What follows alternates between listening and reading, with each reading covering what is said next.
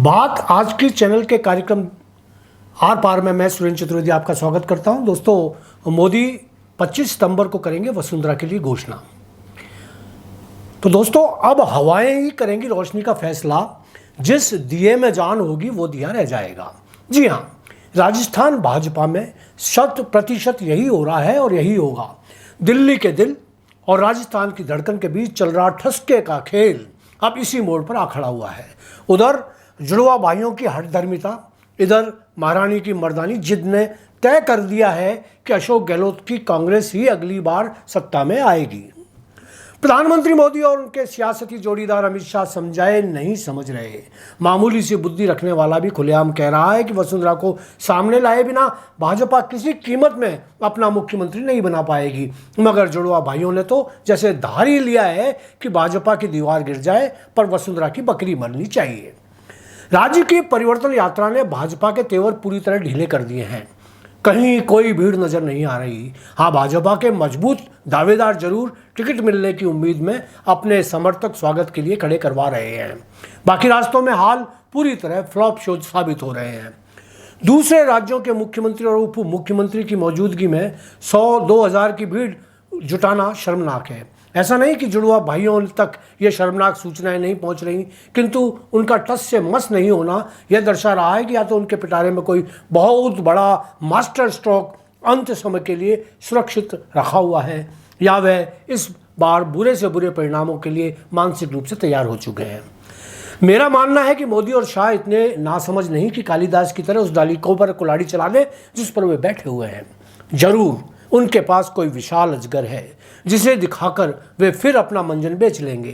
क्या हो सकता है वह अजगर, इस पर पुख्ता तौर पर कुछ नहीं कहा जा सकता, मगर राजस्थान को 2 राज्यों में तब्दील करने के कयास लगाए जा रहे हैं। शायद यही वह अजगर हो जिससे वसुंधरा के आगे रखकर बीन बजाया जाए।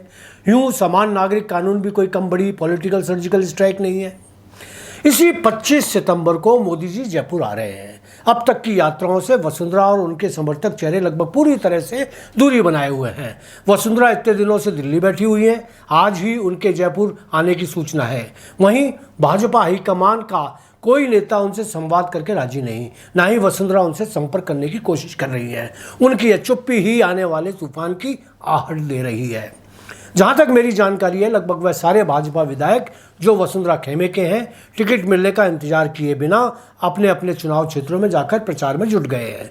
सभी कमल को खिलाने का नाटक किए बिना सीधा व्यक्तिगत संपर्क कर रहे हैं। फिलहाल वह पार्टी को सामने नहीं ला रहे। कोटा के दिग्गज भाजपा नेता भवानी सिंह हों, बाकायदा मोर्चा खोलते हुए परिवर्तन यात्रा से दूर रहने का ऐलान कर रहे हैं। वे पार्टी की नीतियों से थक गए हैं। यही हाल कालीचरण सर्राफ, यूनुस खान और अन्य वसुंधरा से जुड़े विधायकों का है। जाहिर है कि महारानी को भवन में हाथ पर हाथ धरे नहीं बैठी हैं। मोदी की सभा में वे आएंगी या नहीं, यह फिलहाल तय नहीं।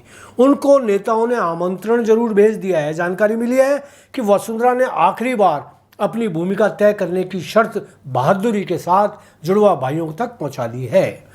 यद्यपि मेरे पत्रकार साथी बराबर यह कह रहे हैं कि महारानी को हमेशा के लिए सियासती रास्ते से हटाने का मसला तय हो चुका है, मगर मैं अब भी कह रहा हूं कि पार्टी खूबसूरत मोड़ पर वसुंधरा को पूरे सम्मान के साथ जोड़ लेगी। मोदी की राजस्थान यात्रा में सभा के समापन पर वसुंधरा निश्चित रूप से मंच पर होंगी। मंच से ही उनका चुनाव का चेहरा घोषित कर दिया जाएगा। यदि मेरी यह भविष्यवाणी सही नहीं होती तो फिर मोदी जी का कोई बड़ा ऐलान होना 25 की सभा में तय है। चलिए देख लेते हैं इंतजार करके। वो कहावत ही भी है ना कि नाई नाई बाल कितने, कोई जजमान, थोड़ी देर की बात है, सामने आ जाएंगे। धन्यवाद।